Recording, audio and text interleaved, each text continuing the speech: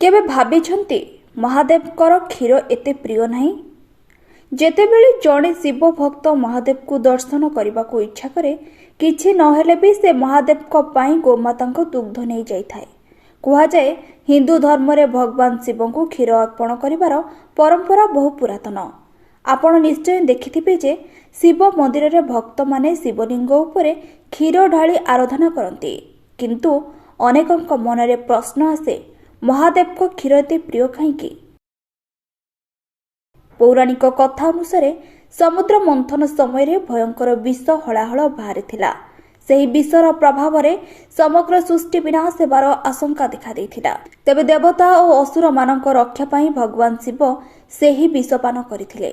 विषर प्रभाव रे तांको कंठ नीलवर्ण होई जाइथिला एवं से नीलकंठ नाम रे परिचित होइथिले। विश्वास करा जाय जे सही विषर ज्वाला को शांति करिबा पाई देवता माने महादेव को क्षीर अर्पण करथिले। सेही दिन ठारू शिवलिंग रे क्षीर अभिषेक करिबार परंपरा आरंभ होइथिबा कुहा जाय। धार्मिक दृष्टिकोणरू क्षीर पवित्रता, शांति और समृद्धिर प्रतीक। शिव को क्षीर अर्पण कले मन शांति रही थाए, परिवार रे सुख समृद्धि बढ़े एवं भक्तों मनोकामना पूर्ण हुए बोली अनेकों विश्वास। तेबे मन रखंतु महादेव को पाखरे केवल क्षीर नुहे, भक्तों निष्ठा, भक्ति और शुद्ध मन ही सबुठारु प्रिय। भक्तिर सहित करा जाइथिबा छोट अर्पण मध्य भोलानाथ को प्रसन्न करिथाए।